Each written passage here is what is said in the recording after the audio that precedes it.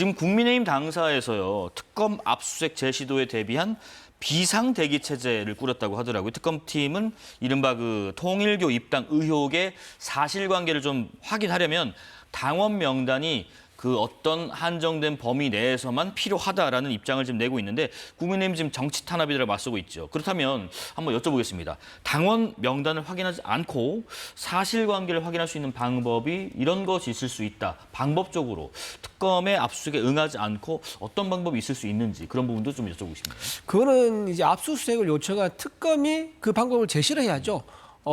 지금 특검에서 요구한 건 500만 명 당원 전부 다 달라는 거 아니겠습니까? 근데 그런 거는 줄 수가 없습니다. 그건 민주당도 마찬가지일 거예요. 민주당도 상황이 바뀌어서 당원 명부에 필요한 그런 수사가 있을 수 있습니다. 그렇다면 민주당도 특검이 요구하거나 검찰이 요구하면 당원 명부를 전부 다 제공을 할 수 있습니까? 근데 특검에서는 그런 입장을 내긴 했습니다. 특정 시기에 해당하는 명단을 한번 대조해 보겠다는 입장이지 당원 전체를 달라는 것은 아니다라는 입장을 최근에 밝히긴 했거든요. 그렇죠. 지금 이제 본인들이 당원 명부 전체를 확보를 못한다는 것을 인지를 하니까 그렇다고 하면 특정 시기라도 좀 비교를 해보고 싶다라고 얘기하는데 특정 시기라는 것도 사실상 당원들이 우리 국민의힘의 당원에 가입할 때 또는 민주당에 가입할 때 내가 당원 가입해서 활동한다는 게 비밀이 보장된다는 그런 신뢰 속에서 당원 가입을 하는 겁니다. 네. 그런 신뢰가 보장되지 않는다면 어떻게 하겠습니까? 당원들이 탈당을 하거나 또는 이제 당원 가입을 꺼리게 되겠죠. 이제 그런 선례를 남겨주게 되면 우리나라 정당 민주주의 자체가 근간이 흔들릴 수가 있습니다. 그렇기 때문에 그 방법은 특검에서 찾아야 한다. 자기들이 필요한 사안인데 그 방법을 우리한테 찾아라 얘기한 것은 옳지 않다라고 생각합니다. 네. 그러니까 저도 이제 말씀을 드리고 싶은 네네. 게 이게 특검이 500만 당원 명부를 전부 다 달라고 한 게 아니고 2021년 12월부터 2024년 4월 그러니까 대선 전후로 해서 입당과 탈당 명단을 달라라고 한 거고 이것의 목적은 뭐 개인정보를 검열하겠다 혹은 뭐 어떤 리스트를 만들겠다 이런 차원이 아니라 이 통일교 측에서 지금 진술을 한 거 아닙니까? 이제 뭐 김기현 대표 당선되는 과정에 통일교 교인들을 이제 동원해가지고 특정인의 당선을 도왔다라는 점을 지금 통일교 측에서 진술을 한 거예요. 그 윤 전 본부장이.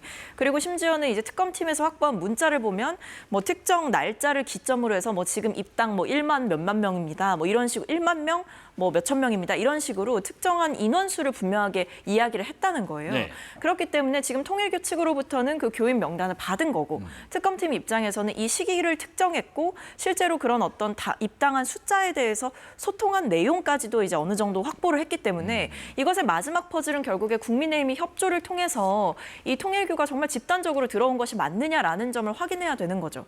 그래서 저는 이거를 지금 이제 국민의힘 측에서는 뭐 500만 당원 명부를 왜 요구하냐, 뭐 이거 야당 탄압이고 야당 말살이다 이렇게 이야기를 하시지만 오히려 정말 만약에 국민의힘이 건강한 정당이 되길 원하신다고 한다면 특정 종교 집단이 고의적으로 동원이 돼서 특정인의 당선을 도왔다라고 하는 것은 헌법적으로도 종교와 정치가 분리가 되어야 되는 그 원칙에도 맞지가 않는 것이고 공정한 선거가 이루어지지 않았다라는 방증이기도 하기 때문에 이거는 오히려 국민의힘에서 이 특검 측에서 요청한 시기를 특정한 부분 그리고 명단을 특정한 부분 이런 거에 대해서는 정확하게 협조를 해줘야 이거는 본인들 내부에 있는 혹여라도 본인들이 몰랐던 문제라도 이것을 해결할 수 있는 기회가 있다고 저는 생각을 해서 여기에 대해서는 좀 협조를 하는 게 맞다라고 생각합니다. 네. 저는 이렇게 생각합니다. 네. 통일교가 만약에 특정 시기에 국민의힘에 가입한 교인이 있다라고 하면요.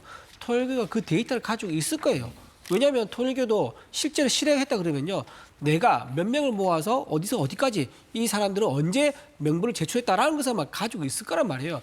그거를 확보하는 게 우선이죠. 네네. 통일교에서 그렇게 했다고 얘기 나왔으면 그 말 한마디 가지고 국민의힘 당원 전체 명부를 비교해서 대조해보겠다? 그거는 맞지 않다. 통일교에서 그렇게 말했으면 통일교가 가지고 있는 원 데이터가 있을 겁니다. 다운 가입을 했다고 뭐 예를 들면 윗선에 보고를 했을 거예요. 그 보고한 내용을 가지고 먼저 확보해서 얘기를 해야지 얘기가 진정이 되는 거지. 그냥 두루뭉술하게 다운 가입했다고 합니다라고 해서 싹 다 훑어본다는 것은 이것은 과잉 수사 금지 원칙에 위배된다는 말씀을 드리고요. 자, 또 하나 말씀드리면 네. 종교인이라고 해가지고요. 다운 가입하면 안 됩니까?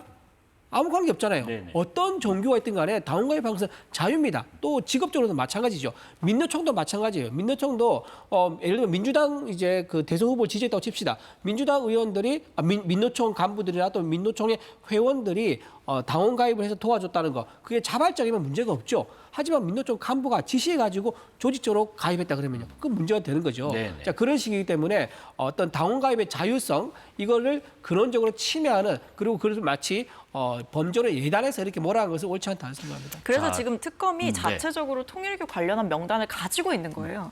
그거랑 대조하기 위해서 국민의힘 측의 명단을 크로스 체크하기 위해서 달라고 하는 겁니다. 네네. 그러니까 말씀하신 그런 특정 통일교 측의 명단은 특검이 확보한 상황이고, 특검이 포렌식한 자료에 따르면 이 통일교 고위 간부였던 윤 전 본부장과 건진법사 사이에 이 통일교 교인들을 국민의힘 권리당원으로 이렇게 입당시키는 방법까지 논의된 내역들을 확보를 한 거예요. 네네. 그렇기 때문에 이건 특검의 소설이 아니라 특검이 여러 가지 자료와 심지어 통일교 측으로부터 확보한 명단을 가지고 이것을 대조하기 위한 협조 요청을 하고 있는 것이고, 정당하게 법원으로부터 압수수색 영장을 받아서 이것을 집행하는 과정인데, 이걸 뭐 야당 탄압이다, 500만 당원 명단을 줄 수가 없다라고 하면서 전면적으로 비협조를 하는 것은 의혹 해소에 전혀 도움이 되지 않는다는 말씀을 근데 드리는 여기서 겁니다. 이제 설명 양측 끝나면 약간 입장은- 오해할 수 예. 있어요, 시청자들이. 네네. 왜냐하면은 지금 특검이 가지고 있는 명단은 네. 국민의힘에 가입한 그 명단을 가지고 있는 게 아니에요. 통일교 전체 교인의 명단을 가지고 있으면서 대조를 해보겠다는 거기 때문에 그건 네네. 아니라는 거예요. 만약에 네. 특검이 이 사람들이 국민의힘에 가입했다라고 하는 그 명단이 있으면 그거는 대조할 수가 있죠. 근데 전체 명단을 가지고 대조해보겠다 하는 것은 말이 안 된다는 겁니다. 예. 또 한 가지 중요한 내용 좀 살펴보겠습니다. 지난해 12월에 그 서울 남부지검의 전성배 씨 자택 압수수색 당시에 현금 다발이 1억 6,500만 원어치가 발견이 됐는데, 이 중에서 5천만 원은 개인에게 지급되지 않는, 보시는 것처럼 그 정부기관이 밀봉한 지폐인 한국은행 관봉권이었는데, 여기에는 지금 보시는 것처럼 지폐 검수 날짜랄지 담당자랄지 부서랄지 뭐 이런 것들이 함께 적혀서 밀봉이 된다고 합니다. 근데 검찰이 이 돈다발의 출처를 추적할 단서, 이 띠지에 있는 이 정보 내용들을 전부 유실했다고 하는데, 검찰 상부에도 보고가 됐지만은 당시에 뭐 감찰이나 이런 것은 이루어지지 않았다고 하고, 그런데 지금 이 사실이 뭘 말해주고 있는 것인가? 오늘 정성호 법무부 장관은 감찰하라, 또 진상 파악을 하라라고 지시를 했는데, 잃어버렸다니요, 박성민 의원님. 이거는 잃어버렸다고 보기가 어렵고 예. 의도적인 증거인멸이 아닌가라고 의심이 될 정도의 사안이죠. 왜냐하면 이 관봉권을 이제 건진법사 은신처에서 찾아낸 거잖아요. 그러니까 이 관봉권이 애초부터 이 정부기관이 밀봉한 지폐이기 때문에 사실은 네. 일반인에게 지급되기가 어려워요. 그래서 이 관봉권의 출처를 밝혀내는 것은 매우 중요한 부분이고, 실제로 이 관봉권에 있는 뭐 띠지, 스티커, 여기에 뭐 담당자, 부서, 뭐 사용한 기기 정보, 그다음에 뭐 지폐를 검수한 날짜, 이런 게 다 적혀 있기 때문에 사실 이게 있다면 단서가 될 수 있는 건데, 이걸 모조리 잃어버렸다라고 하는 것은, 그리고 심지어 그 직원이 뭐 다 잃어버렸고 그 뒤에 감찰도 없었다라고 하거나 어떤 처벌도 없었다라고 하는 것은 상식적으로 납득하기가 어렵다라는 거죠. 이거는 이거를 추적했을 때 누가 발견이 될지 예상을 하고 이 부분에 있어서 미리 증거를 없앤 것 아닌가라는 생각이 듭니다. 네, 지금 증거 인멸 가능성 막 제기되고 있습니다. 어떻게 생각하시는지요? 증거인멸 가능성보다는 제가 보기엔 정말 황당하게도 군인이 총을 잃어버린 경우처럼 보여요. 제가 네. 보기에는 있을 수 없는 일인 거죠. 왜냐하면 증거를 이제 어렵게 확보했는데 그 증거가 재판에 가면 유죄의 핵심 증거가 될 수 있는 사안이라 그러면 그건 잃어버린 건 상상할 수 없는 거죠. 그런데 검찰에서 만약에 잃어버렸다라고 한다면 이거는 굉장히 검찰에서 공직기강뿐만 아니라 그는 뭐 아주 책임의 어떤 사안에 따라서는 형사적인 책임도 질 수 있을 것이다. 징계를 넘어선 네. 형사적인 책임도 져야 될 사안이 될 수 있을 거라고 보고요. 네. 저는 이제 근데 이거를 지금 말씀하신 것처럼 고의적으로 누가 검찰에 넣는 인사가 뭐 어떤 정치적 어떤 성향 때문에 또는 누구의 지시를 받아서 고의로 그 증거를 없애버렸다라고 이제 하는 것은 약간 소설 같습니다. 왜냐하면 그렇게 하려면 이 띠지 관련된 증거만 없애는 게 무슨 의미가 있겠습니까? 여러 가지 중요한 증거가 아주 많이 있을 겁니다. 그런데 이 띠지 하나만 잃어버렸다는 것을 보기에는 제가 보기에 고의로 잃어버렸다기보다는 아마 실수로 잃어버렸고 이 잃어버린 것에 대해서는 분명히 그냥 넘어갈 수 없는 책임을 분명히 따져야 되는 그런 사안으로 보입니다. 네. 법무장관 지시 이후에 대검에서도 감찰에 착수했다고 하고요. 자, 지금 이런 가운데 김건희 여사는 윤 전 대통령과 달리 특검에 출석은 하고 있습니다만은 내일은 불출석 사유서를 제출했다고 하고요.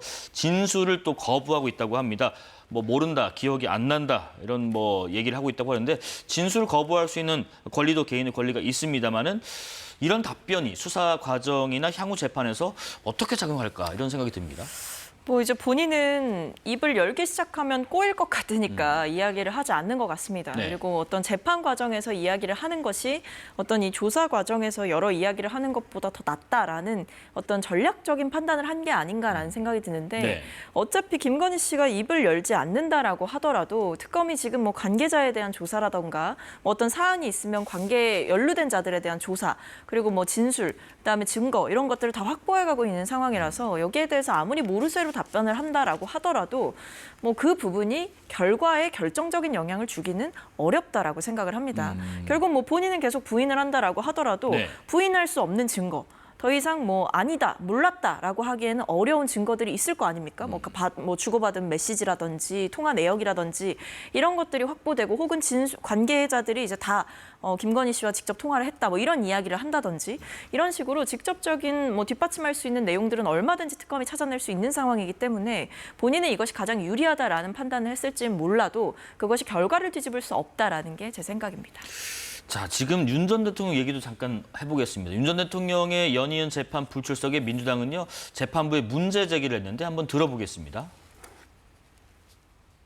지기현 재판부가 어제 윤석열의 5번째 궐석 재판을 진행했습니다. 형사 피고인의 출석은 형사소송법의 대원칙입니다. 그럼에도 지기현 재판부는 윤석열을 강제 구인해서 법정에 세워야 한다는 내란 특검의 요청마저 철저히 묵살한 채 재판을 진행했습니다. 이러한 노골적인 봐주기를 공정한 사법권 행사로 보는 국민은 없을 것입니다. 재판부가 지금 봐주기 재판을 하고 있다. 마지막 두 분 의견 들어보겠습니다. 이준우 대변인님. 예, 저는 이제 전직 대통령에 대한 수사가 네. 공정하게 똑같이 적용되면 문제가 없을 거라고 생각합니다. 문재인 전 대통령은 자기 사위 채용 청탁 때문에 직접 뇌물수수 혐의로 고발이 했죠. 그렇게 수사를 했는데 여러 번 출석하라고 했지만 소환에 응하지 않았습니다. 그리고 서면으로 답변을 요구해도 질문에 응하지 않았습니다. 결국 네. 어떻게 됐습니까? 바로 그냥 재판을 넘겼습니다. 이때 민주당에서 뭐라고 했느냐, 피고인으로서 당연한 법적 권리다라면서 문재인 전 대통령을 편을 들어줬었습니다. 지금 똑같은 상황입니다. 물론 네. 혐의 내용은 다르지만 근데 윤석열 전 대통령도 본인이 방어권 행사 차원에서 진술을 거부하고 재판에 나가고 있지 않은 이 상황에 대해서 마치 윤석열 전 대통령이 뭔가 큰 잘못이 있는 것처럼 얘기한 것은 옳지 않다. 똑같이 적용해서 봐야 할 것이다. 그래 봅니다. 네, 박성식 의원님. 일단 지기현 재판부는 이런 얘기를 계속 들어왔죠. 왜냐하면 이제 처음에 이제 구속 취소 결정을 했을 때부터 여러 가지 의혹이 있었던 것이고 그 뒤에 지기현 판사를 향해서 제기됐던 의혹에 대해서 아무런 조치 없이 이렇게 넘어가는 것도 사실은 납득이 되지 않는 부분이 있습니다.